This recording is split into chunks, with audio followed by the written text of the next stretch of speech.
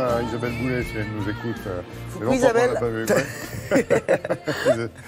Alors, l'actualité cinéma aujourd'hui, oui, il y a aussi la disparition d'un homme de cinéma, d'Henri Chapier, ce week-end, Charlotte. Absolument, on connaissait son émission Le Divan, il avait également été critique, et puis il s'était essayé aussi à la réalisation. Cette voix, très chic, Henri Chapier, qui commençait toujours ses interviews par « Quel genre de petit enfant étiez-vous à l'âge de 7 ans ?» 7 ans, oui. Voilà, on le salue. Oui, avec Gainsbourg notamment, qui a été célèbre réplique. Et qui ne s'était pas allongé, lui, il était resté assis, Gainsbourg.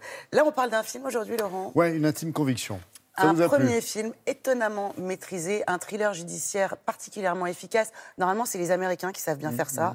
Là, ce réalisateur, Antoine Rimbaud, connaît bien son sujet. Il faut dire qu'il aime bien suivre les cours d'assises. Alors ici, il revient sur une affaire qui a secoué le monde de la justice au début des années 2000, l'affaire Viguier. En 2000... Jacques Viguier est accusé du meurtre de sa femme, Suzanne Viguier. Il est jugé pour meurtre. Or, il n'y a ni mobile, ni cadavre.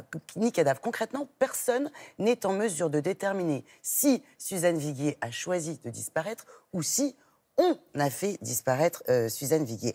Antoine Rimbaud, le réalisateur, a assisté aux 2 procès de Jacques Viguier, l'un en 2009, l'autre en 2010. Ce film-là n'a pas vocation à résoudre encore il reste de nombreux doutes, il plane des doutes autour de cette histoire, mais plutôt il nous fait plonger au sein des arcanes du système judiciaire et il pointe du doigt certains dysfonctionnements de la justice. Ce qui est intéressant aussi, c'est que c'est le ténor du barreau, Éric Dupond-Moretti. Le mari de la dame qui chantait. Exactement, qui défendait Jacques Viguier lors du 2e procès en appel en 2010. C'est Olivier Gourmet, l'acteur belge qu'on aime bien, qui incarne Éric Dupond-Moretti. Nous l'avons rencontré.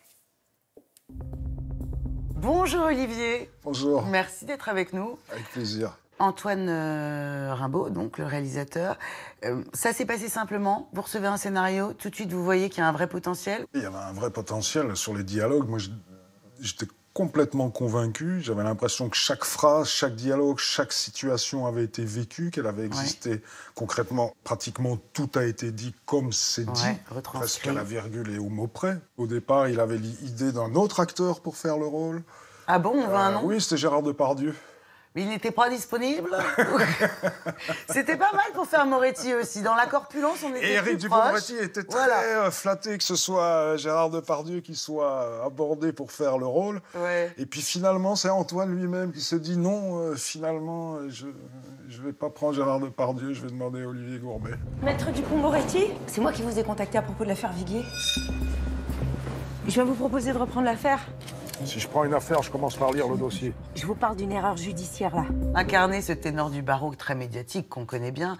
Vous l'avez vu plaider, vous l'avez rencontré. Comment on se prépare à jouer quelqu'un qui, en plus, existe?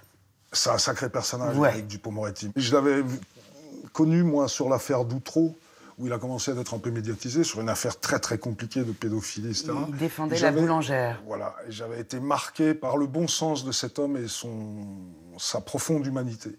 Et dans les mots qu'il choisissait, qui étaient simples, directs, concrets, et qui éveillaient tout de suite une sensibilité, une émotion, en tout cas sur moi et en général sur les gens. Dans la baignoire, vous voyez du sang. Vous savez, madame, qu'il y a de nouvelles écoutes téléphoniques au dossier? Oui. Ah bon? Je l'ai suivi pour répondre à la question pendant 3 jours sur un procès où je partais avec lui le matin en voiture, on déjeunait ensemble, on dînait ensemble, on revenait le soir tous les 2 en voiture. Et où on se parlait de tout, de rien. Et moi, beaucoup de questions sur l'affaire Viguier, beaucoup de questions sur sa profession, beaucoup de questions sur de sa vision de la justice aujourd'hui, ce qu'elle a été, ce qu'elle est aujourd'hui, ce qu'elle devrait être. Donc je l'ai beaucoup regardé, beaucoup écouté, tout en me disant, moi, je ne vais pas faire un copier-coller, mais quand même, je vais essayer de créer une espèce de fantôme de Dupond-Moretti. Vous m'avez menti, je ne peux plus vous faire confiance. Si je vous l'avais dit, vous ne m'auriez pas confié les écoutes.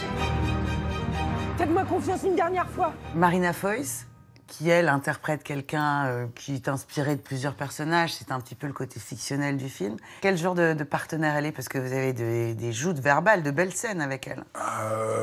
Totalement impliquée. Oui.